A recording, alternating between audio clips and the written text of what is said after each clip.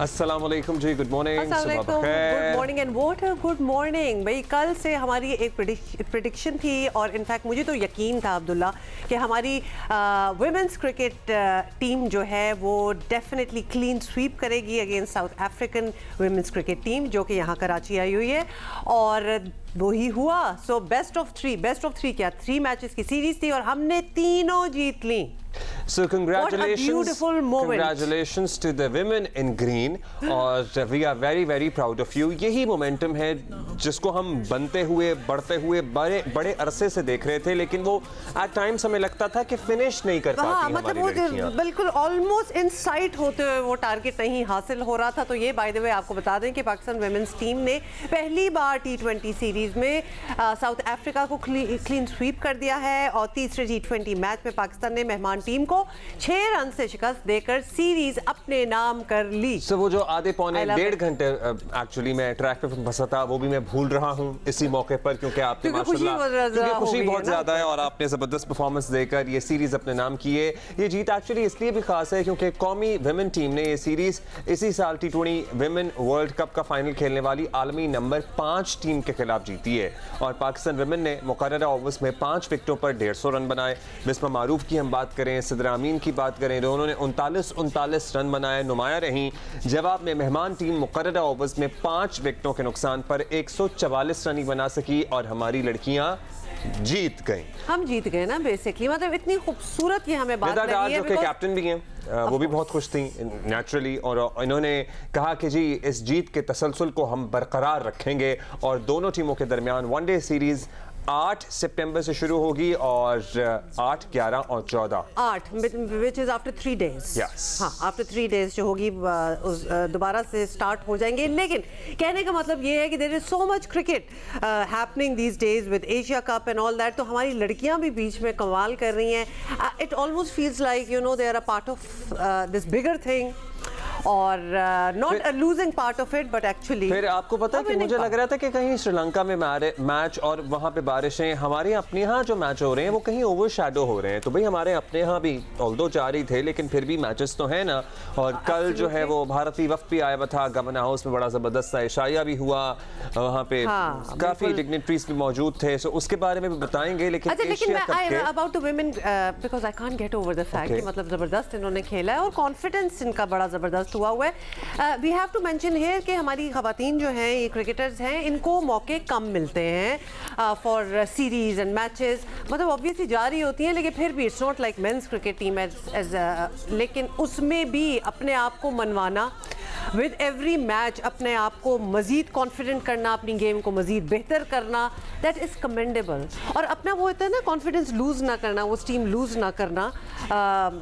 बहुत अच्छा लगा, मुझे बड़ी खुशी हुई। Thank you. मुझे कल से लग रहा था कि हम कुछ इस किस्म की खबर जो है वो आज पिक्चर है ना, मवाकों पे तो मैं बात नहीं करता। मेरा ख्याल है कि women team has been there for a very long time now, but long time is one thing, लेकिन एक कंपेटिटिव स्पोर्ट खेलने के मौके कम होते हैं।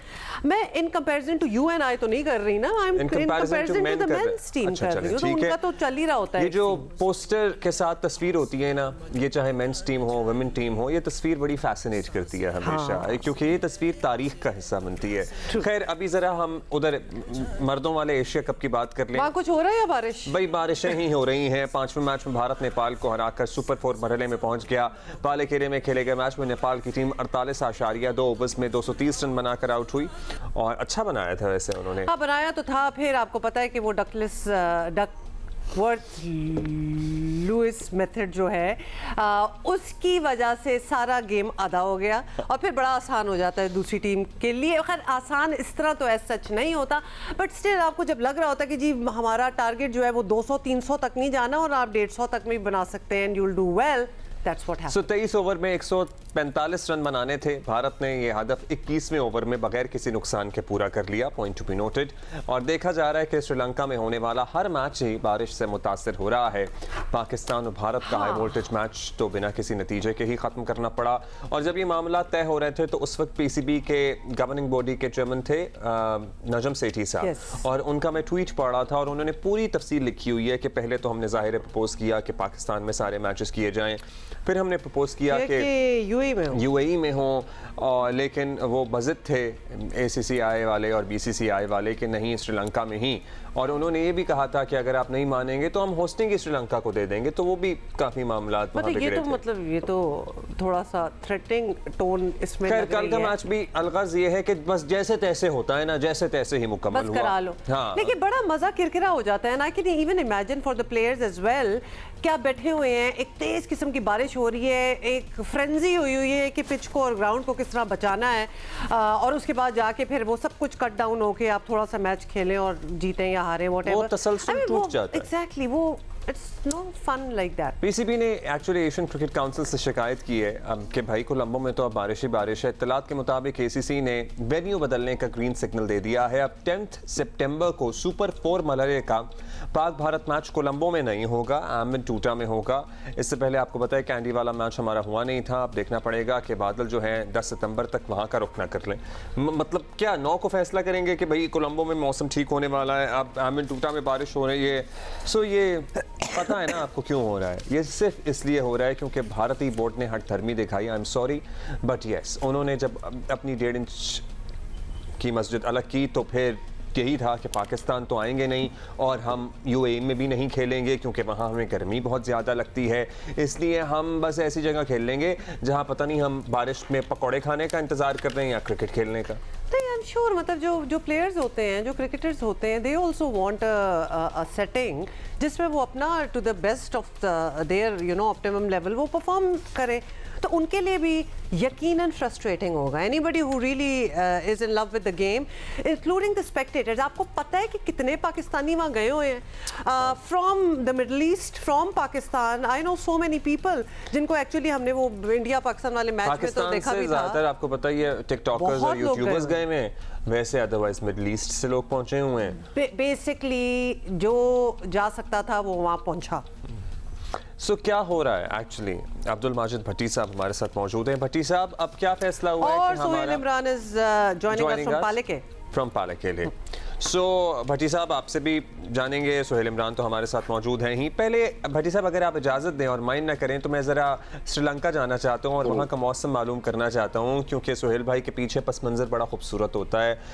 भाई सोहेल, आप बता दीजिए, हतमी फैसला हो गया है कि पालेके में होगा 10 वाला मैच?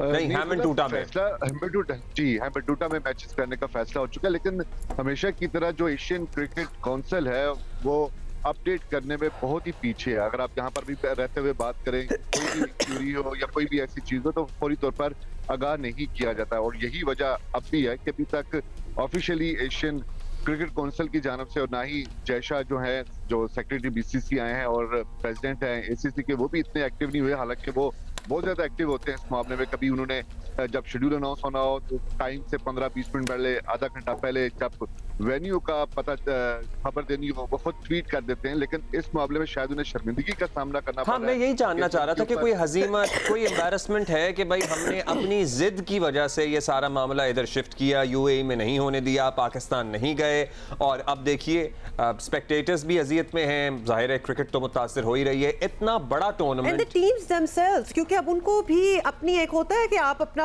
टोटल पोटेंशियल जो है वो निकालेंगे। अब मौसम ही ऐसा होगा, और वैसे भी वर्ल्ड कप से पहले था तो उनकी भी मतलब they were looking forward to play as well. Abdullah, बिल्कुल यहाँ पर बहुत ज्यादा मायूसी पाई जाती है, ना सिर्फ ब्रॉडकास्टर्स में जो मीडिया कवर करने के लिए आया उसमें टीमों में अगरचे कोई खुलकर नहीं कह रहा, लेकिन तनकीद का निशाना जो है वो ACC और खासतौर पर भारतीय बोर्ड की जो हठधर्मी और खासतौर पर वन एंड ओनली जयशाह की जो एक हठधर्मी थी उसको तनकीद का निशाना बना रहा है। लेकिन इसके साथ साथ हमें ये भी देखना होगा कि अगर पाकिस्तान मेजबान है तो क्या मेजबान की इतनी भी सुनाई नहीं दी जा सकती कि उसको एक बात भी मनवा ली जाती। मेजबान पाकिस्तान, मेहमान अपने पूरे बुला नहीं सका पाकिस्तान, इंडिया की टीम पाकिस्तान आने से इनकार किया, आपने एक वेन्यू दिया कि हम वहां कराना चाहते हैं, वहां उन्होंने होने नहीं दिया।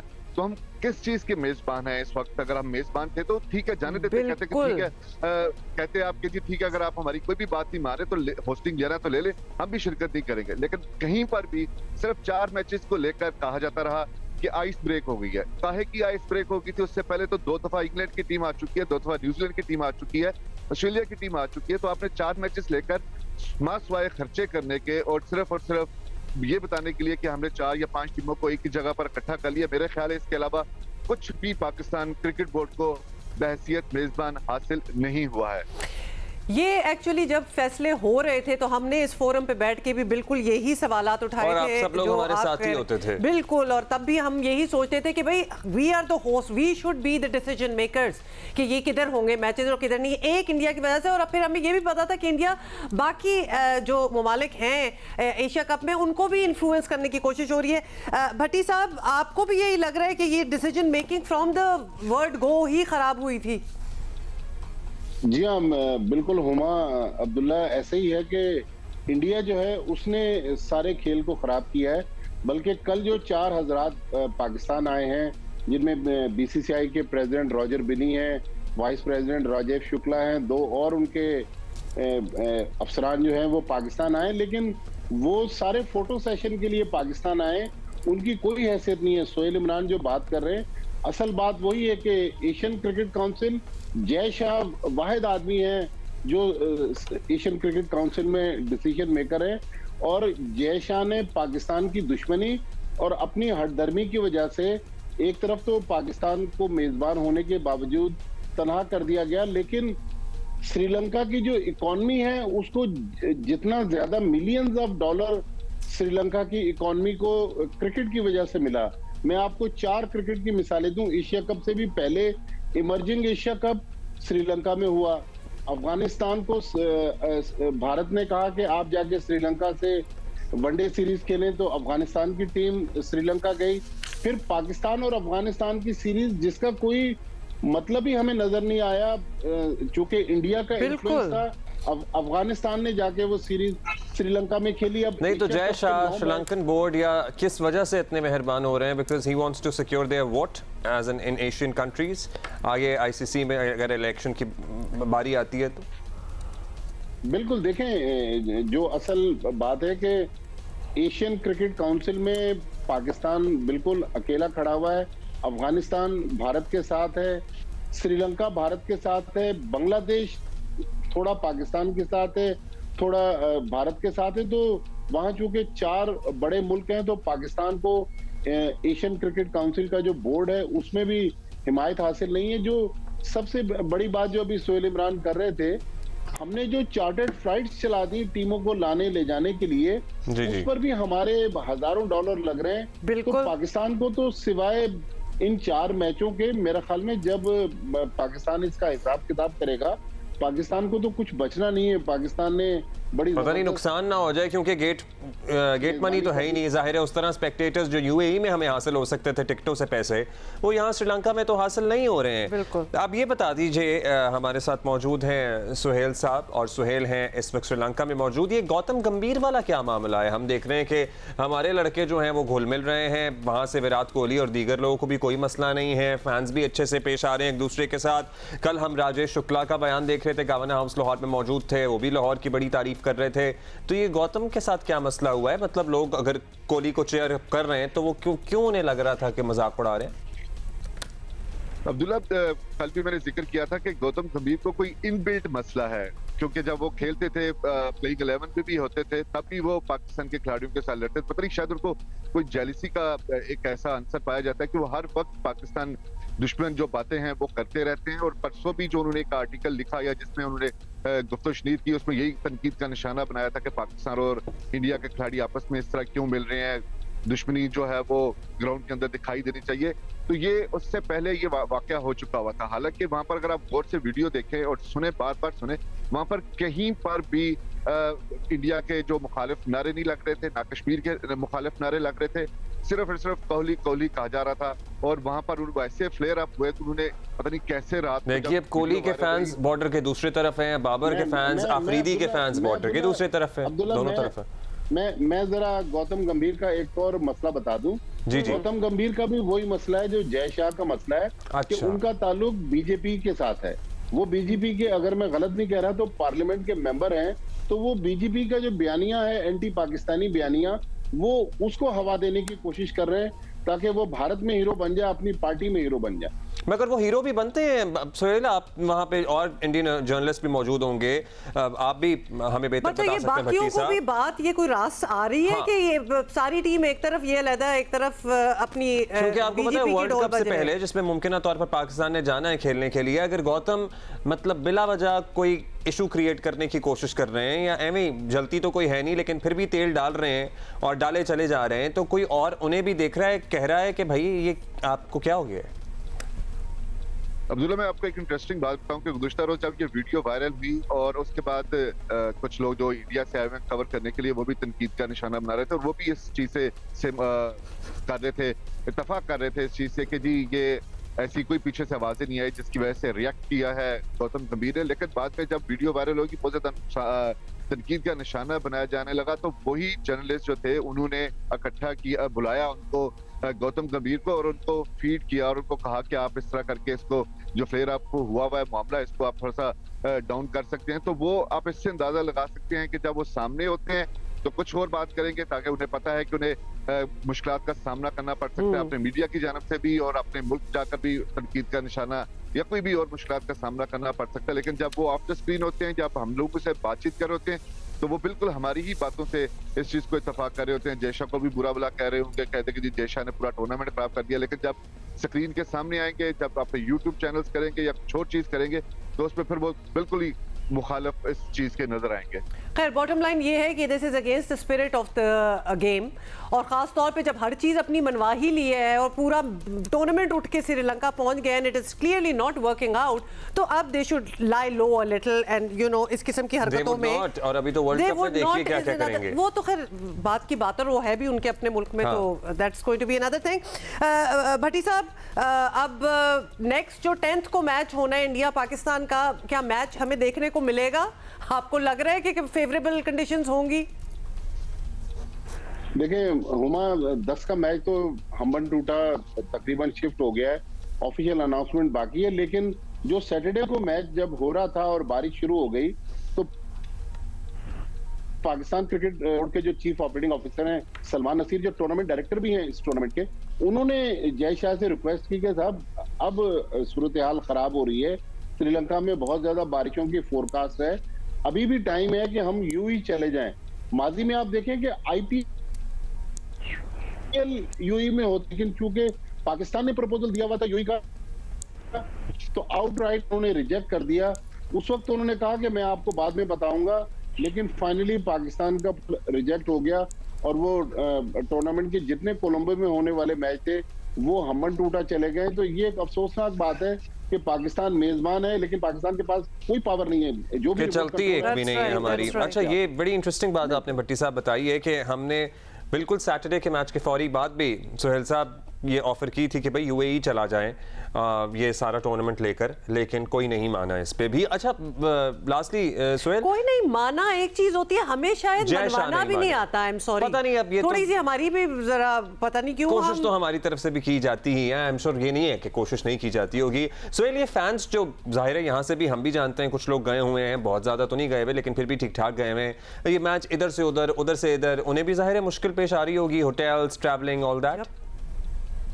अब्दुल्ला, अभी तो मुश्किल का आगाज होना है क्योंकि हम्बन टूटा के बारे में बताया जाता है कि वहाँ पर होटल्स बहुत कम है। यही वजह है कि ब्रॉडकास्टर्स ने भी एतराज किया था, जो हम लोग कल भी जिक्र करते हुए आ रहे थे। लेकिन अब क्योंकि हम्बन टूटा में मैचेस होने हैं तो इस चीज को सबको बर्दाश्त करना पड़ेगा। कल रात में नहीं तो जय शाह जो है वो खेमे लगा के दें सबको, और वो शहर से दूर है, शहर से दूर है, 36-30-35 किलोमीटर दूर है। जो जी भट्टी साहब, सोहेल उस ग्राउंड के अतराफ में या तो आपको शेर नजर आएंगे या बंदर नजर आएंगे या हाथी नजर आएंगे, बिल्कुल जंगल में वो ग्राउंड है। मतलब यानी क्रिकेट भी हो जाए और थोड़ा सा सफारी भी हो जाए, तो हैंड इन हैंड दो मजे। चलें जी, अच्छा जी, थैंक यू भट्टी साहब, थैंक यू सुहेल भाई, thank you for joining us. और अच्छा, सो दिस इज द, हमने आपको लो डाउन दे दिया ऑन द एशियन कप और this is how it is.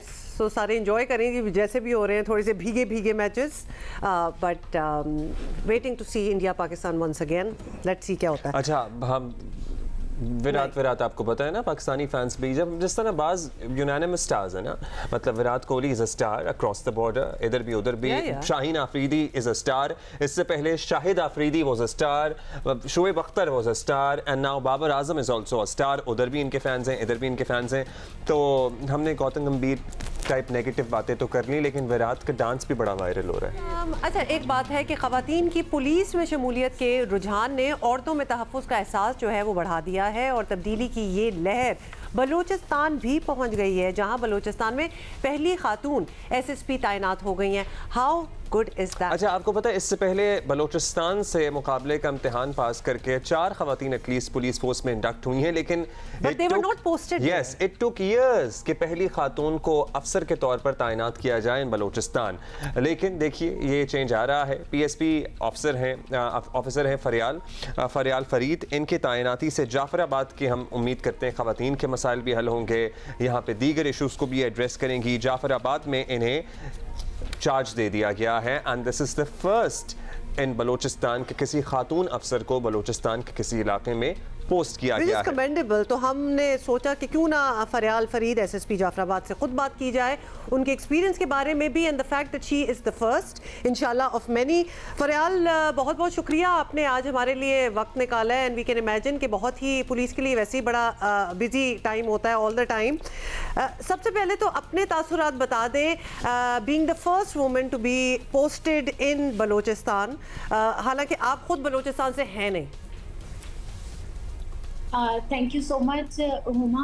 जहाँ तक तासुरात की बात है, आई थिंक तासुरात से ज़्यादा ये बात मैं बताना चाहूँगी कि क्या प्रोसेस है जिसकी वजह से ये तासुरात जो है वो क्रिएट होते हैं। आपने पहले बताया कि बलूचिस्तान से PSP ऑफिसर्स पुलिस में हैं, लेकिन फिर भी वो पोस्ट नहीं हुई, और being the first lady officer getting posted as SSP in Balochistan, तो मुझे ये लगता है कि जब when you break a glass ceiling it becomes a responsibility for you, ये आपकी जिम्मेदारी बन जाती है कि आप ऐसा परफॉर्म करें कि ग्लास सीलिंग एक्चुअली ब्रेक हो। मेरी पोस्टिंग हो गई, मुझे इस तरह परफॉर्म करना पड़ेगा ताकि इसके बाद ज़्यादा से ज़्यादा खवातीन को डिस्ट्रिक्ट ऑफिसर पोस्ट किया जाए।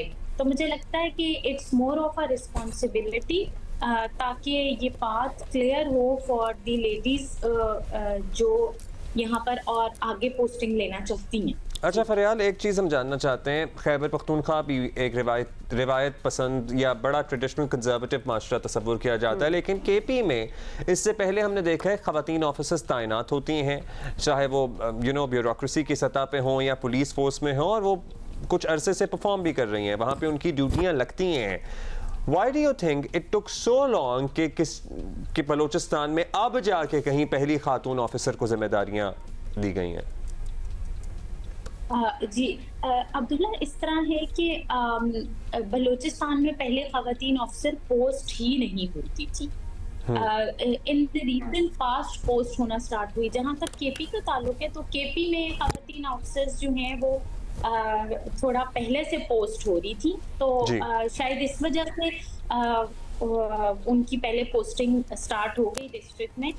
लेकिन बलूचिस्तान में कोई खातून ऑफिसर पहले पोस्ट ही कभी नहीं हुई थी। मेरे से पहले मैडम थी 2 years बैक ऑलमोस्ट वो पोस्ट हुई थी, और फिर अब मैं आई हूँ। लेकिन ये बात बहुत I would like to mention it कि अभी मुझे आए हुए इतना ज़्यादा time, I joined Balochistan police 5 months back, और today I am here as district SSP।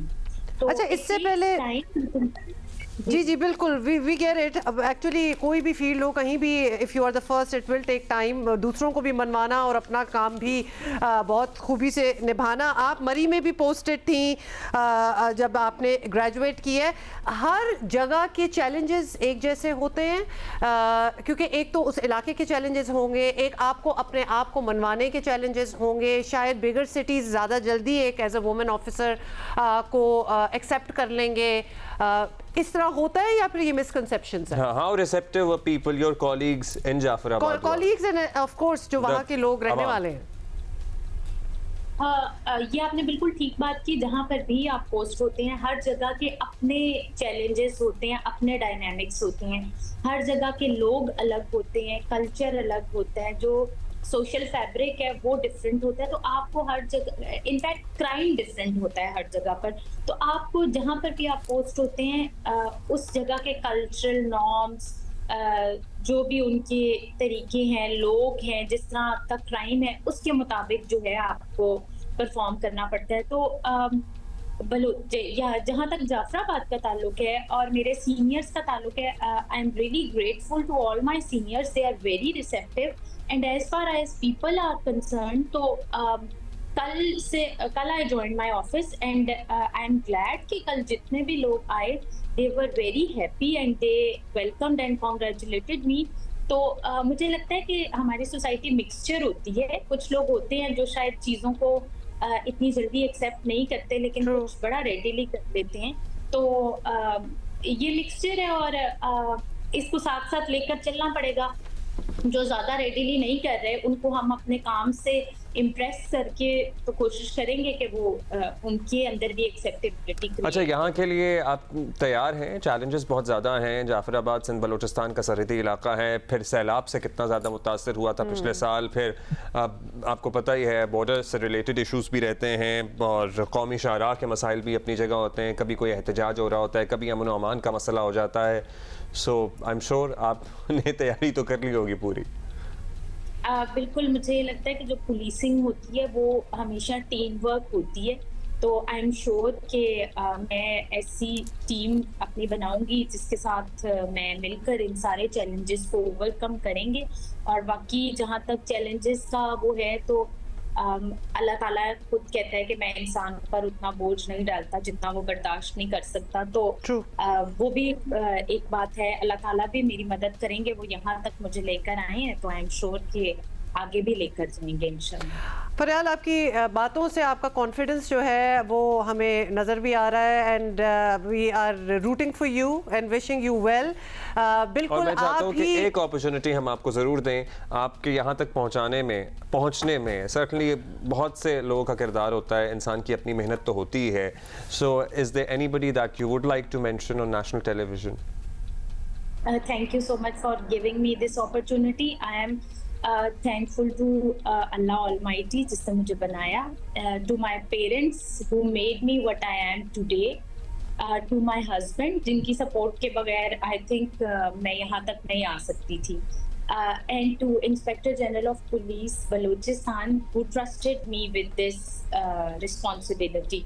मैं इन सब लोगों के शुक्रगुजार हूँ और मुझे ये लगता है कि इनकी ही कॉन्टिन्यूस सपोर्ट से मैं चीज़ों को भी बेहतर बना सकूंगी और मूव फॉरवर्ड भी कर सकूंगी। husbands and fathers really play a vital कितनी role। बार हम ये बात कह चुके हैं, कितनी बार हम ये एग्जांपल सामने ले आए हैं। Thank you so much Fariyal Farid, SSP Jafrabad, for being with us and leading by example. हम कितनी बार आपको ये इस फोरम पे, इस प्लेटफॉर्म पे दिखा चुके हैं कि जब आपके घर के मर्द, आपके फादर, आपके हस्बैंड, आपके बच्चे आपके साथ होते हैं ना, तो then there is nothing that can stop you. मतलब आप प्रोपेल करते हैं into achieving whatever is destined for you, और यही फोर्सेस अगर आपको रोके तो फिर आप कुछ नहीं कर सकते। अच्छा जी, पता तो आपको लग गया होगा कि आलमी मालियाती इदारे IMF ने बिजली के बिलों में रिलीफ देने से मुताल्लिक जो प्लान था ना, वो अक्सर मुस्तरद कर दिया है। नहीं तो इंतजार कौन कर रहा था कि वो मान जाएंगे? अब नया प्लान बनाया जा रहा है। अब वैसे बुलंद बांग दावे तो हैं, निगरान वज़ीर आज़म भी कह रहे हैं कि भाई हम टैक्सेशन के हवाले से फिर देखेंगे कि क्या इक़दाम करने हैं। उनका कहना है आउट ऑफ द बॉक्स हम जो सॉल्यूशंस हैं वो लाएंगे, को बेहतर बनाया जाएगा। क्या कहा उन्होंने, सुन लीजिए। हम इन तमाम ऑप्शंस को एक्सरसाइज कर रहे हैं, जो मैं आपको कह रहा हूँ कि हम बार बार इसी हवाले से, जिसमें FPR का रोल है, FPR कौन कौन से एरिया में टैक्स कर सकता है, सिर्फ IPPs ही नहीं हैं और बाकी सेक्टर्स हैं। मैंने आपको बताया कि क्या हम लॉयर्स को जिस तरह की उनकी अर्निंग्स हैं उनको टैक्स कर पा रहे हैं, क्या हम डॉक्टर्स को टैक्स कर पा रहे हैं, क्या हम मीडिया आउटलेट्स को टैक्स कर पा रहे हैं, क्या हम एग्री सेक्टर को टैक्स कर पा रहे हैं, बहुत सारे IT सेक्टर को टैक्स कर पा रहे हैं, दूसरे बहुत सारे ऐसे एरियाज़ हैं जहाँ पे हमारी ability to tax is very poor. फिर रुपए की कदर आपको पता है ना, माहिरीन ये मानते हैं कि स्मगलिंग है, होर्डिंग है, ये सारी वजूहात हैं जिसकी वजह से रुपए की कदर गिर रही है। साबिक चेयरमैन FBI शब्बर ज़ैदी ने तो कह दिया भाई मनी चेंजेस को बंद करने के अलावा कोई चारा रह नहीं गया। अच्छा, ये भी आपको याद दिला दें कि ये 2-3 रोज़ पहले आर्मी चीफ ने कराची और लाहौर के ताजरों से मुलाकात में यकीन दहानी करवाई है कि मनी एक्सचेंज को टैक्स के दायरे में लाया जाएगा। एक तवील फहरिस्त है यकीन दहानियों की जो आर्मी चीफ की तरफ से करवाई गई है, जिसके कुछ मुस्बत रुझानात स्टॉक एक्सचेंज में भी देखे गए, कुछ रुपए की कदर भी थोड़ी सी बेहतर हुई, लेकिन लेट्स सी क्या होता है। देखिए प्लान तो बहुत सारी हुकूमतें, सहाफ़ी मेहताब हैदर ने, हमारे पास टाइम नहीं है तो जल्दी से उनसे बात कर लेते हैं कि ये बता दीजिएगा कि बिजली के हालिया बिलों में पाकिस्तानियों को कोई रिलीफ मिले। IMF ने तो ऑब्वियसली बिल्कुल ही ना कर दी है, तो क्या IMF की हाँ के बगैर हुकूमत के पास कोई ऑप्शन है कि आवाम को कुछ रिलीफ मिल सके? ये देखें, बुनियादी तौर पर पाकिस्तान जो है वो इस time standby arrangement programme के तहत IMF के कंट्रोल के अंदर है, और इस टाइम IMF की मर्ज़ी के बगैर किसी किस्म की रिलीफ देना और जो बजट से रिलेटेड हो वो IMF की मर्ज़ी के बगैर मुमकिन नहीं है। लेकिन बुनियादी तौर पर हमें जो IMF से रिलीफ इस टाइम हम मांग रहे हैं वो भी स्टैगर करने की रिलीफ मांग रहे हैं, यानी हम डेफर करना चाहते हैं। आपको पता है कि ये जो बिल इन्फ्लेटेड आ गए, ये 2 महीनों के इकट्ठे बिल थे। इसके साथ साथ अभी FPA की जो है एडजस्टमेंट होनी है और क्वार्टरली टैरिफ की भी एडजस्टमेंट है। तो हमारी ख्वाहिश ये है कि उसको स्टैगर करके जो है, चूँकि विंटर में बिजली के बिल कम आते हैं तो उसमें स्टैगर करके वो बिल वसूल किए जाए। लेकिन ये भी उस टाइम तक मुमकिन नहीं है जब तक IMF की मुकम्मल इंडोर्समेंट हासिल नहीं की जाएगी, क्योंकि पाकिस्तान इस टाइम IMF के प्रोग्राम से बाहर नहीं निकल सकता। हमारी इकॉनमी इस टाइम इसको अफोर्ड नहीं कर सकती। चलिए लेट्स सी प्लान बी क्या बना के अब दोबारा पेश किया जाता है IMF के सामने। डॉलर को कैसे कंट्रोल किया जाएगा, रुपए की गिरती कदर को कैसे संभाला जाएगा, इसको फौरी तौर पर कंट्रोल करने का कोई तरीका डिवाइस किया गया है? देखिए, इस टाइम जो सबसे इम्पॉर्टेंट है वो ये है कि जो केयर टेकर फाइनेंस मिनिस्टर और केयर टेकर प्राइम मिनिस्टर के जो एडवाइज़र ऑन फाइनेंस है डॉक्टर वकार मसूद, ये आए एक स्ट्रैटेजी के साथ, एक कम्युनिकेशन स्ट्रैटेजी के साथ, और ये बताएं कि डॉलर के इनफ्लोज कितने हैं। देखें, IMF के प्रोग्राम का मकसद ही ये था कि आप डॉलर लिक्विडिटी क्रंच का शिकार जो पाकिस्तान था उससे उसको निकालें। लेकिन आप ये देख लें कि अभी तक एक लफ्ज़ उन्होंने नहीं कहा कि हमारे आइंदा आने वाले 6 माह के दौरान कितने डॉलर इनफ्लोज हैं कि जो आएंगे, या 4 माह के दौरान या 6 माह के दौरान कितने डॉलर इनफ्लोज आने हैं। और जो खबरें आ रही हैं वो ये हैं कि इनफ्लोज कम हैं, आउटफ्लोज ज़्यादा हैं। ये मार्केट्स इसी वजह से जिटरी हैं और अनसर्टेनिटी का शिकार हैं कि हमारे डॉलर इनफ्लोज उस हद तक इंटैक्ट नहीं हैं जिस हद तक इंटैक्ट होने चाहिए। तो बुनियादी तौर पर इसी वजह से, और IMF की एक शर्त है कि आपका ओपन मार्केट के अंदर और इंटर बैंक मार्केट के अंदर जो रेट का फ़र्क है वो 1.25% से ज़्यादा नहीं होना चाहिए। अभी आप देख लें तो ये ज़्यादा है। हम उस स्ट्रक्चरल बेंचमार्क को तसलसल के साथ ब्रीच कर रहे हैं। तो IMF के पास वापस जाएं, उनसे बात करें, क्योंकि इस स्ट्रक्चरल बेंचमार्क की मौजूदगी में ये जो डॉलर का, अच्छा बेसिकली मेहताब हैदर साहब, आपका कहना है कि IMF को मनाने की पूरी कोशिश करनी चाहिए, बिकॉज उसके अलावा options are next to zero. अच्छा जी, अब ऐसे जब वाक़यात होते हैं ना, फिर ट्रस्ट डेफिसिट बड़ा क्रिएट होता है। मुल्क में ख़वातीन और हनासा और ज़्यादती का निशाना बनाने के वाक़यात में किसी सूरत कमी नहीं आ रही। हाल ही में कराची का इलाका है गुलशन हदीद, यहाँ पे एक निजी स्कूल का प्रिंसिपल गिरफ्तार हुआ है जो स्कूल का मालिक भी है, और मुतादिद ख़वातीन के साथ इसकी दर्जनों वीडियो सामने आई हैं। SSP मलीर हसन सरदार के मुताबिक गिरफ्तार मुलजिम इरफान मेमन के दफ्तर से ज़्यादती की 25 वीडियोज़ बरामद की गई हैं। हमारे साथ मौजूद हैं जीशान शाह, हमारे साथी हैं जिन्होंने इस केस को कवर किया है बड़ा डिटेल में। जीशान, ज्यादती है एज एन नहीं, सबसे पहले तो ये स्कूल है, सॉरी, एक ऑब्वियस सवाल ये है कि ये प्रिंसिपल है स्कूल का, स्कूल भी उसका अपना है, स्कूल भी नया है, ये कोई पुराना कोई लॉन्ग स्टैंडिंग स्कूल नहीं है। तो ये पूरी बिल्डिंग, ये पूरा बिजनेस इस पर्पस के लिए सेटअप किया गया है कि हमारे पास एक्सेस हो लड़कियों की। देखिए, दिसंबर लास्ट ईयर ये स्कूल इसने बनाया था, और ये स्कूल भी कोई एजुकेशनिस्ट नहीं है, ना इस आदमी को कोई ऐसा बैकग्राउंड है जिसकी स्कूल रहे हो, ये प्योरली इसने बिजनेस पर्पस पे लिया था। यूजुअली इस टाइप के सबर्बन एरियाज़ में छोटे स्कूल्स चल ही जाते हैं, हर कोई चाहता है उनके बच्चों को कम फीसेस में वो काम और नज़दीक हो। तो इसलिए जब ये स्कूल स्टार्ट किया था तो ये दिसंबर, कितना पुराना स्कूल नहीं, दिसंबर में स्टार्ट किया था, और जाहिर बात है फ़ीस भी कितनी कोई ज़्यादा इस स्कूल की नहीं है, और वहीं पर जब फ़ीस भी ज़्यादा नहीं है तो जो टीचर्स भी जो आती हैं वो बहुत कम तनख्वाहों पर आती हैं।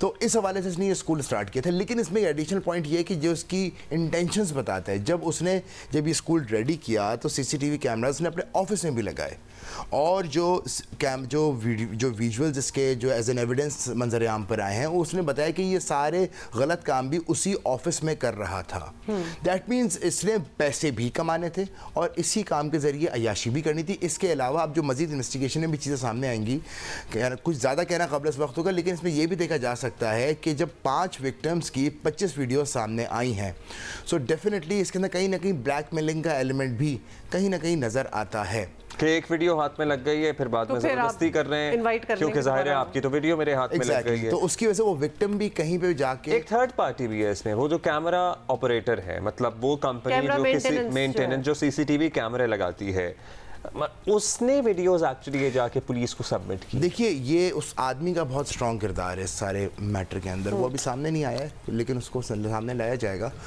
जिस वक्त उसने कैमरा सेटअप किया तो यूजुअली कैमरा कंपनीज़ के जो ऐसे एम्प्लॉयज़ होते हैं या जो टेक्नीशियंस होते हैं वो अपने पास इसका एक्सेस लाजमी रखते हैं, ताकि कोई मेंटेनेंस के हवाले से उनको शिकायत की जाती है वो चेक करते हैं। लेकिन जब ये शायद ये स्कूल ओनर जो इरफान है उसको ये बात नॉलेज में नहीं थी और उसने कर दिया कुछ। इसने जो अपना इब्तदाई बयान दिया है गिरफ्तारी के बाद, तो उसका यही कहना था कि उस आदमी ने उसको ब्लैकमेल करने की कोशिश की।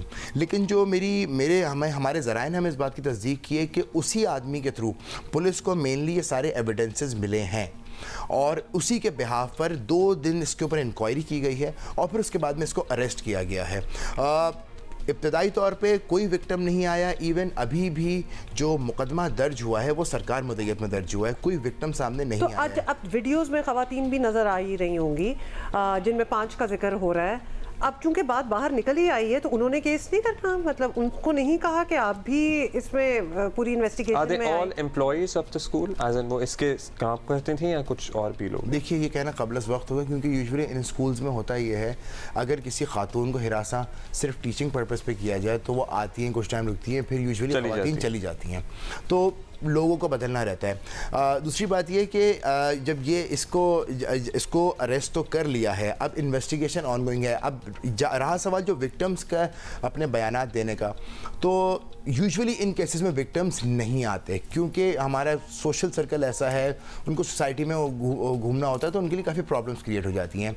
इसीलिए SSP मलीर ने एक टीम तश्कील दी जिसमें ख़वातीन भी शामिल हैं और वो अब जितनी भी विक्टिम्स हैं उनको कन्विंस करेंगे एक अच्छे माहौल में किसी तरह से, ताकि उनको तहकीकात में जो तफ्तीश है उस तफ्तीशी दायरे में लेकर आएँ, उनके बयानात कलमबंद करें, क्योंकि इस वक्त उन जो विक्टिम्स हैं उनको कॉन्फिडेंस देना बहुत ज़रूरी है। क्योंकि यूजुअली इस टाइप के केसेस में लातादाद रेप्स हो जाते हैं और विक्टिम कभी भी इसकी शिकायत लेके ना पुलिस थाने में जाते हैं क्योंकि सोसाइटी का प्रेशर उसके ऊपर डबल ट्रिपल हो जाता है। वो कोई ऐसा तरीका हो सकता है कि विक्टिम्स हैं और वो शायद कोई केस शेस करने भी चाहती हों लेकिन उनकी प्राइवेसी, उनकी सीक्रेसी, मतलब ये भी आइडेंटिटी को इंटैक्ट रखा जाए और उसके साथ ही जैसे मोटरवे केस में हुआ उनकी आइडेंटिटी आज तक किसी को पता नहीं है। लेकिन बिल्कुल सारा काम इवन जो सिर्फ IG सिंध ने ही नहीं इस पर नोटिस लिया, IG सिंध ने भी नोटिस लिया है, वज़ीर तालीम ने भी इस पर नोटिस लिया है। इन दोनों ने जो टीम्स अपनी बनाई हैं उनमें इस बात का खास ख्याल रखने के अहकाम जारी किए हैं। बल्कि अब से कुछ देर के अंदर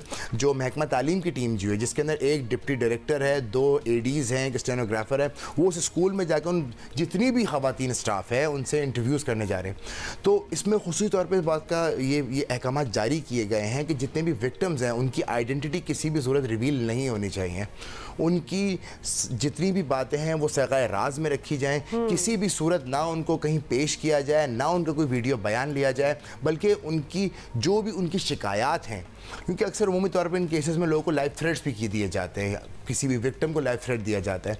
तो इन सारी चीज़ों को उनको, इसीलिए पुलिस भी एक जानब है, एक जानब महकमा तालीम है, ताकि उन ख़वातीन को, उन विक्टिम्स को सही माहौल में उनको लेकर आएँ और उसके बाद में उनको कन्विंस करें कि वो बयान दे सकें और उनको सपोर्ट भी दें। पहले तो ट्रस्ट डेवलप करना है, ये जो स्कूल है ये कोई रजिस्टर्ड स्कूल है, कोई एजुकेशन हाई कमीशन के साथ या एमी रजिस्टर्ड, हाँ, कोई बोर्ड के इम्तिहान होते नहीं होते? नहीं, ये स्कूल रजिस्टर्ड नहीं है।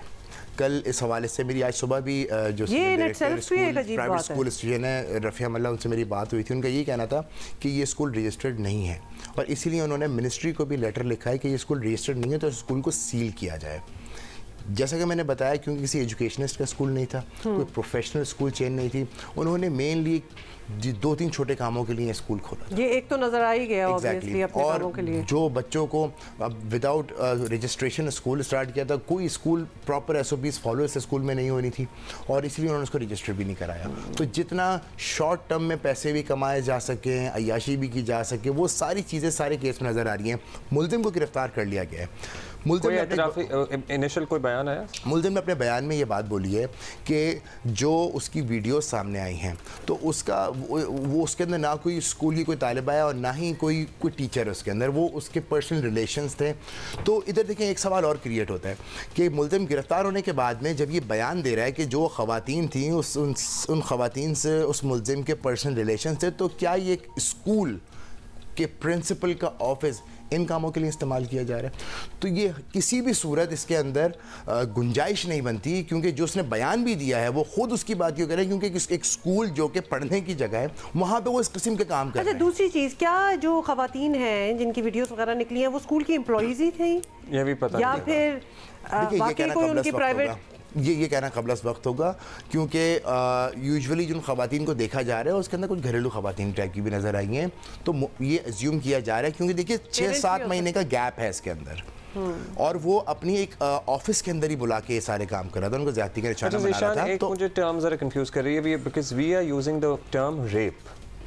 अब एक होता है रेप, एक वो आदमी कह रहा है कि जी कंसेंशुअल है मेरे मामला, तो कहाँ अभी ये आइडेंटिफाई होना बाकी है? Because rape is a big thing and video में भी ज़रा सा आइडेंटिफाई हो जाता है कि हाँ ये ज़बरदस्ती हो रही है या कंसेंशुअल। फिर एक ज़बरदस्ती, एक आप किसी की सर्कमस्टांसेस को देख के उसको मायल भी तो कर सकते हैं कि या तो तुम्हारे बच्चे हैं या व्हाटएवर इट इज।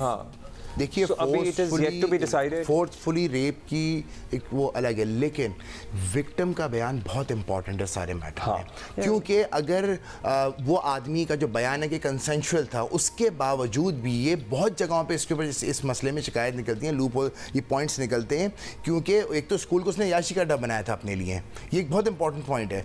दूसरी बात ये है कि देखिए जो विक्टिम होता है उसकी अगर वीडियो बन जाए तो अल्टीमेटली वो तो विक्टिम बन गया। मेजॉरिटी ऐसे केसेस में ऐसा देखा गया है कि वो गिव अप कर देते हैं, ना उनकी कहीं सुनवाई हो रही होती है। यूजुअली हमारा थाना कल्चर भी ऐसा है कि जब कोई खातून विक्टिम इस किस्म का कोई रेप या ज्यादती का केस लेके जब हो जाए तो उसको जो इनिशियली जो उसको इंटरव्यू किया जाता है, जब उसको तो वो ही इतने बेहुदा होते हैं कि वो सुन के वो ऑलरेडी वो ट्रॉमेटाइज्ड होता है और वो उससे और ज्यादा उसको क्या जवाब दे उस बात को। मतलब किस सर्कमस्टांसेस तो देखे नहीं जाते ना उस वक्त उन सवालों में कि ये तुम गई क्यों थी, हुआ क्यों था।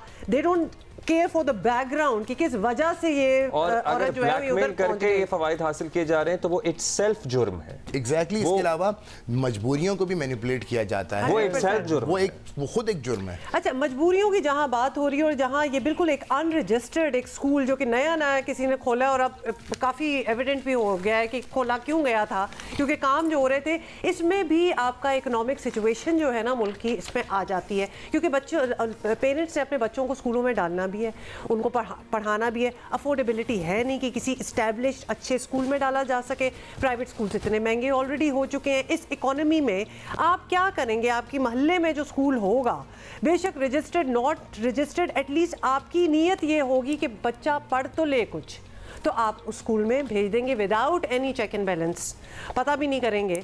तो इसमें हमारी जो इकोनॉमिक सिचुएशन है ना Abdullah, that has such a big role to play as well. अच्छा, आप हमेशा इकोनॉमिक सिचुएशन और मैं इकोनॉमिक सिचुएशन को पॉपुलेशन से भी जोड़ता हूँ। हमारी जो बढ़ती आबादी है, अगर एक बच्चा होगा, अगर आपके वसाइल आपको लगता है एक ही को पढ़ाने के हैं और एक ही होगा, तो आप मैनेज कर सकेंगे। अगर आपके वसाइल एक को पढ़ाने के लेकिन आपके होंगे 5 तो फिर आप नहीं मैनेज कर सकेंगे। सो यू नो, जब मुझे मौका मिलता है मैं पॉइंट रिएटरेट करूँगा और करता रहूँगा कि खुदारा आप सोचना शुरू कर दें आबादी को मज़ीद बढ़ाने से पहले। और काश कि हमारे गवर्नमेंट स्कूल्स इतने को काबिल होते और इतने ज़्यादा तादाद में होते कि ये सारे बच्चे चंद मॉडल गवर्नमेंट स्कूल से क्या मतलब आबादी के मसाइल तो एड्रेस नहीं हो सकते। तो ये बच्चे उधर अकोमोडेट हो जाते और इस किस्म की मतलब अपॉर्चुनिटी ही मैं कहूँगी, क्योंकि क्रिमिनल्स के लिए तो ये अपॉर्चुनिटी है ना कि आओ एक स्कूल खोल लें, 4 कमरे होंगे, 2 क्लासें करवा लेंगे। Zeeshan, thank you so much. Thank you Zeeshan for being with अस। अभी हमारा वेट कर रहे हैं अब्दुल रज़ाक भाई। आपको पता है इससे पहले हम जरा एक्सटेंसिवली बात कर रहे थे एशिया कप की। रज़ाक भाई, नेपाल और भारत का मैच बहरहाल अहम मैच था, बारिश से मुतासिर हुआ, कोई नतीजा आपको पता ही है सामने नहीं आ सका। अब कल वाले मैच में भी आपने देख ही लिया कि क्या हुआ। सो आपके ख्याल में भी मज़ा किरकिरा हो गया है? और कल के मैच की बात करते हुए क्या आप ये समझते हैं कि नेपाल के बैटर्स ने इंडियन बॉलर्स को टफ टाइम दिया था? डेफिनेटली सरप्राइज था कि इंडिया ने टॉस जीत के पहले बॉलिंग का फैसला किया और वेदर की कंडीशन को देखते हुए शायद उन्होंने किया होगा। फिर भी नेपाल की टीम के खिलाफ आप इस तरह की अगर सोच रखते हैं तो समझ नहीं आ रही। एनीवे, जो भी उन्होंने सोचा था उसमें कामयाब हुए और बारिश की नज़र भी मैच हुआ, हालांकि इंडिया का कोई आउट नहीं हुआ। तो ये भी एक सरप्राइज है कि इसका मतलब है कि नेपाल की बैटिंग ज़्यादा बेहतर है बॉलिंग। अच्छा चले ठीक है, खैर एनी में there is a lot of cricket left, बहुत सी चीज़ें और होनी हैं। आप बताएं कि एशिया कप के बाकी मैचेस का बारिश इस तरह सत्यानाश ना करे, इसलिए उन्हें मुंतकिल किया जाना चाहिए। मतलब हम भी ये कह रहे हैं और बहुत सी ये बातें हो भी रही हैं। तो आपके ख्याल में ये कोलंबो से शिफ्ट अगर करने का फैसला किया जा रहा है वैसे कैसा है? ऑलमोस्ट भट्टी साहब कह रहे थे कि बस अनाउंसमेंट रहेगी है, लेकिन हो ही गया है, कैसा रहेगा? देखिए, अच्छा वेदर को देखते हुए, क्योंकि इंडिया पाकिस्तान का मैच भी रेड ऑफ हो गया, मैच पूरा होना चाहिए था, क्योंकि अगर एशिया कप के मैचेस इस तरह पूरे नहीं होंगे तो फिर तो सारा मजा सारा खत्म हो जाता है। और बड़ा अच्छा फैसला है और उम्मीद है कि वहाँ का बारिश नहीं होगी, पूरे मैच होंगे। अच्छा, इस तरह से वेन्यूज तब्दील हो जाए तो खिलाड़ियों के लिए रज़ाक भाई को मसला होता है, मतलब पिच डिफरेंट होगी, ग्राउंड डिफरेंट होगा। देखिए, एज ए प्रोफेशनल ये चीज़ें चलती रहती हैं और ट्रैवलिंग तो ये हर प्लेयर को करनी पड़ती है और इस लेवल पे इतना ज़्यादा कोई प्रॉब्लम नहीं होती। और मैच कहीं भी हो, अगर पाकिस्तान में हो जाए तो ज़्यादा बेहतर होता, पर इंडिया ने पाकिस्तान खेलना नहीं था तो इतना खास फर्क नहीं पड़ता। हाँ, डेफिनेटली पिच का होगा, जिस तरह की पालके में पिच थी, हो सकता है कि वहाँ पे इस तरह की पिच ना हो। बहुत शुक्रिया test cricketer Abdul Razzaq for speaking with us. और वी आर होपिंग कि ये सारा जो बड़ा फियास्को हुआ है एशिया कप का, ये बेहतर हो जाएगा विद द वेन्यू चेंज और बारिश भी थोड़ी सी शायद थम जाए। खैर उस वेन्यू पे सफारी हो सकता है, लेकिन बारिश बताया जा रहा है कि खामी होगी। Let's see what becomes of that.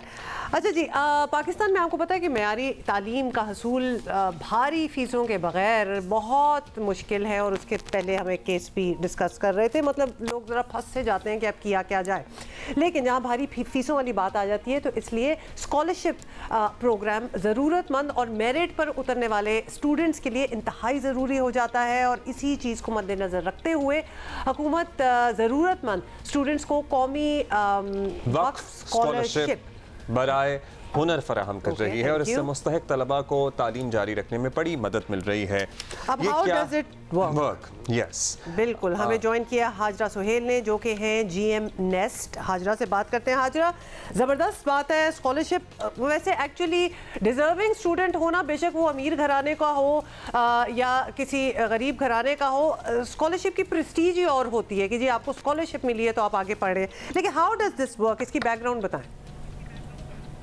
जी, ये असल में नेस्ट जो है वो एक कंपनी है जो कि मिनिस्ट्री ऑफ एजुकेशन के अंडर जो है वो काम कर रही है और हमारा जो मेन ऑब्जेक्टिव है, इट इज़ टू आइडेंटिफाई दो students who are talented and who wants to pursue their career in different professional और स्किल प्रोफेशंस में, लेकिन उनके पास जी फाइनेंशियल असिस्टेंस नहीं है to give the fee of that institute.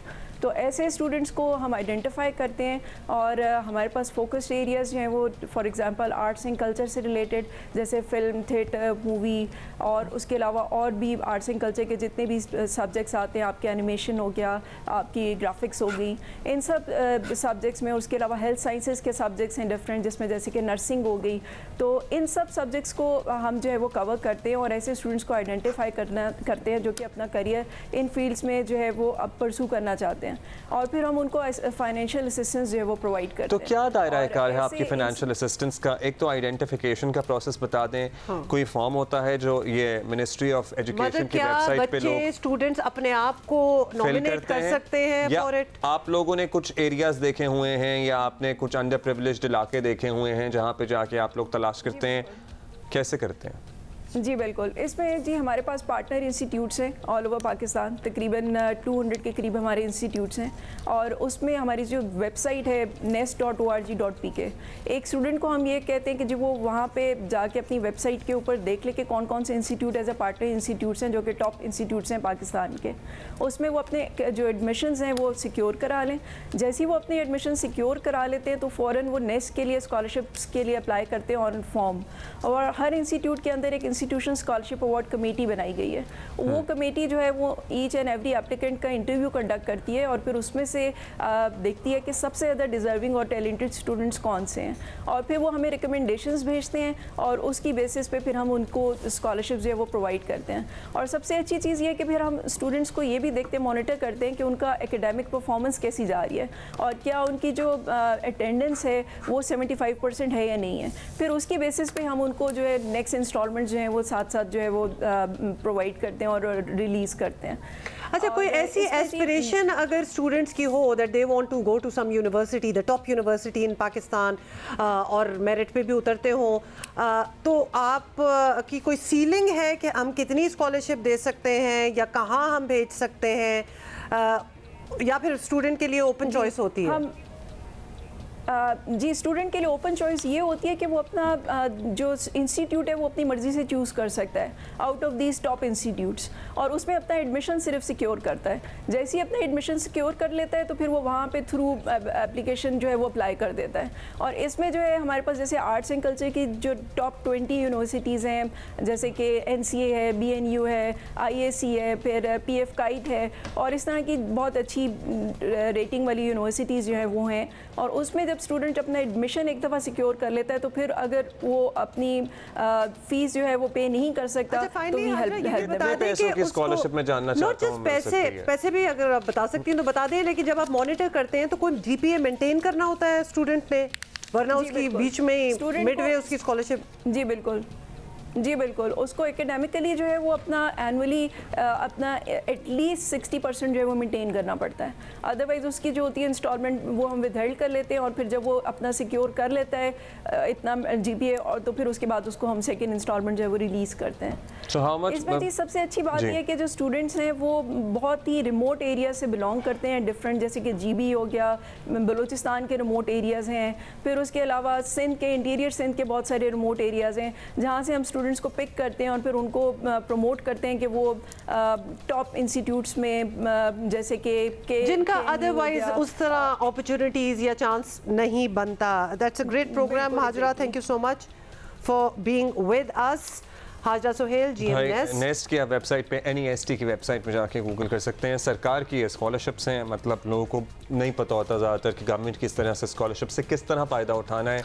सो हमने यहाँ पे आपको बता दिया कि किस तरह से अगर आप इसका फ़ायदा उठाएं, वरना पढ़ने वाले बच्चे हैं, फीस का मसला है, तो अपना एडमिशन आपने पहले सिक्योर कर लेना है, उसके बाद आपने, बहुत से बच्चों का हमें पता है कि हो जाता है admission, but they can not carry on क्योंकि पैसे होते नहीं। आपने इश्तिहार भी देख लिया होगा, जियो और जंग के इश्तराक से होने वाला है पाकिस्तान आर्ट्स काउंसिल कराची में एक ज़बरदस्त थिएटर फेस्टिवल, और इंटरनेशनल थिएटर फेस्टिवल है जिसमें अमेरिका, श्रीलंका, दीगर ममालिक से भी परफॉर्मेंस आए हैं। बहुत तैयारियां हो रही हैं, पैक्ड इनका स्केड्यूल है। कुछ दिन पहले अहमद शाह साहब भी आए हुए थे हमारे पास और उनसे हमने डिस्कस किया था। बड़ी दुनिया से लोग आ रहे हैं और तैयारियां शायरियां हो रही हैं। गैर मुल्की थिएटर में से कुछ लोगों को आज हमने दावत दी है। अमेरिका से एक्चुअली अपलिफ्ट फिजिकल थिएटर को रिप्रेजेंट कर रही हैं। इनकी दो आर्टिस्ट हमारे साथ मौजूद हैं, हैना and Juliana.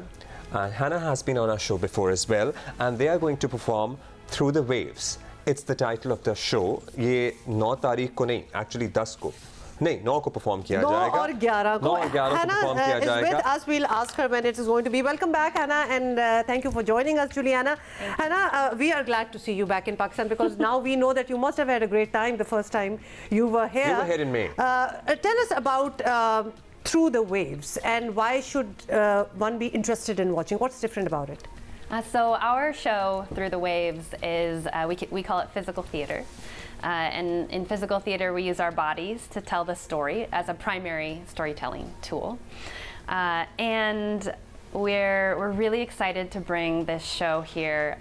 It's really personal to us. It's a story about grief and loss, but it's told in a really uplifting way. And our company name is Uplift Physical Theater. That's what we're called. So you try to uplift people through your performances? Yeah, we have all these emotions, these things that happen to us in our lives, and some of them are kind of hard, like grieving and loss, but through those, we often are uplifted. So we'll talk about the story as well, because I read the brief a little. It's the story of a woman who is trying to cope up with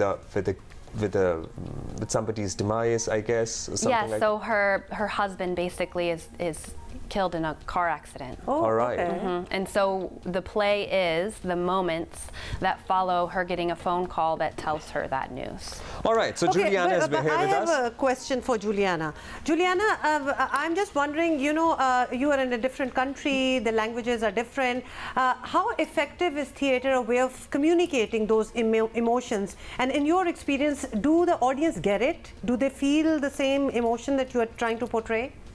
Yes, you know, I think what's special about this show is we're telling a really specific story about a really specific person. And so for us, every gesture, it comes from something that means something to us, that means something to the story. And I think when you get so specific, you actually then can speak to everyone because it means something to you. I think that translates, you know, and everyone feels these emotions.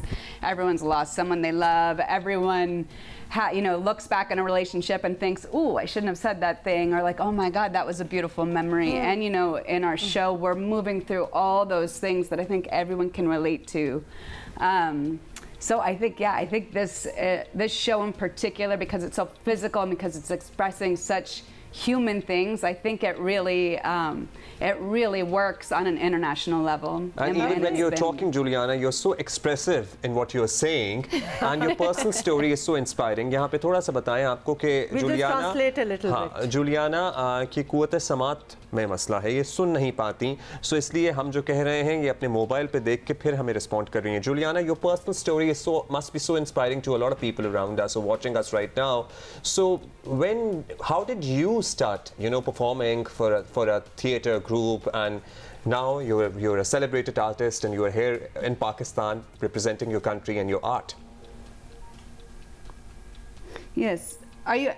It didn't totally pick up the question on the phone. Are you asking? They're excited about hearing about your kind of personal journey that brought you here to Pakistan. Yes, okay, great. Great. Well, yeah, so I've been performing since I was 9 years old, and I started in the circus, which is a very physical, very body-oriented medium, and all about delivering joy. From there, I sort of became more interested in character and in story. So slowly over time, you know, I just moved in that direction towards theater. And that's where I met Hannah and our other ensemble member, Nicolette, and our other ensemble member who's not in Pakistan, Jerome. We all met at a physical theater school. But about 6 years ago, I lost my hearing. Yeah, so that's, and so now I'm deaf. And I would say this theater company, because it's so physical, it's so expressive, and the way we know each other so well, it's been a really uplifting experience. You know, it gives me a home as a deaf artist. Your story, Juliana, must be so inspiring for a lot of people who are hearing you right now. We will translate a little bit for our audience as well, क्योंकि इतनी inspiring story और मौके कितने होते हैं आपको अपने आप को explore करने के, अपने आप को portray करने के, कि इनकी hearing पहले थी 6 साल पहले जो है वो इनकी hearing बिल्कुल महरूम हुई है, लेकिन फिर भी इनका जज्बा देखें कि इतने लोगों के सामने जाके परफॉर्म करना और इतनी अच्छी तरह परफॉर्म करना, जो कि बाय द वे आप लोग देख सकते हैं क्योंकि पाकिस्तान में इनका थिएटर होना भी है 9 और 11 सितंबर को। हाना, does it take a toll on a person to be, you know, the stories are deep and you have to act it out and emote it.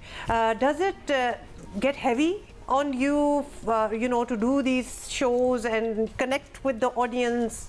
That's a great question. I think on many levels it can get heavy. I mean, it's really physical. So we're constantly training our bodies so that they can handle the level of acrobatics and dance that we're using as our language. And also when we're telling a story about grief and loss, because each of us has our own personal kind of stories and memories about our own loss, sometimes we can experience those. But the show itself is cathartic for us. So as we perform each time, maybe we relive a little bit of our grief, but the show moves to a place where we're uplifted from that. Yeah. So we kind of go through, it's a beautiful process. And it doesn't feel heavy. The end of the show feels very full of like lightness and hope and basically in लोगों को मदद ही मिल जाती है. Yeah, it's a catharsis. Okay, very quickly, short on time, Hannah, if you could tell us exactly which dates, because we are kind of still confused, 9th and 11th and also September. I was very interested to know from Juliana and that, you know, when Hannah came up with the idea, all right, Juliana, we have to go to Pakistan. She has been here before. So did you agree in the first instance, or you know, you thought about it? A bit. So about coming to Pakistan. It was really exciting right away, and Hannah is so good at this. She makes connections where she goes, and then we, you know, get to ride. It's an English phrase. We get to ride on her coattails. Yeah, we get that. And so, you know, I'm so grateful for the connection she makes and the fact that she came to Pakistan and taught, and then now we get to be here performing. It's so exciting for us. We are looking forward to your performance. Connection and that network is an art itself. So Hannah is really good at it. 9th and 11th, is that right? It's the 9th and 11th of September, I believe at 8 p.m. and we hope a lot of people come. And I'm sure a lot of would. Lovely. Good luck, ladies. Good luck to you. Thank you so much for being here, Hannah and Juliana. Good luck and enjoy while you're here. आप लोग जाके देख सकते हैं, अगर आप कराची में हैं तो आपको बता दिया 9th और 11th सितंबर भाई टिकट वाला पे आप इसके टिकट परचेस करें. It's a ticket nominal ticket है. हाँ, बहुत नॉमिनल सा है. सो आपको ये परफॉर्मेंस भी मिलेगी और इंटरेस्टिंग बात ये है कि इसमें कुछ कहा नहीं जाएगा. This is a performance without dialogue. लेकिन फिर भी आपको but you would be able to understand each and every bit of it because emotions are universal. So, you know, and humans connect with each other. Wherever you are in the world, you would connect on this emotional base. Abdullah की बातें सुन के लग नहीं रहा कि अब्दुल्ला को भी इनको ज्वाइन कर लेना चाहिए, because आपकी भी बड़ी जबरदस्त किस्म की क्या होते हैं वो, इसमें बहुत ज़्यादा फिजिकल मूवमेंट इन्वॉल्व होती है. सो यू नो, अली साहब को भी याद करेंगे, उनकी भी आज डेथ एनिवर्सरी है. क्या वर्सटाइल और पावरफुल अदाकार थे. उन्होंने अनगिनत अनमिट किरदार निभाए जो आज तक लोगों के जहनों पर नक्श. No doubt. That is it for today. We're going to see you tomorrow. Bye.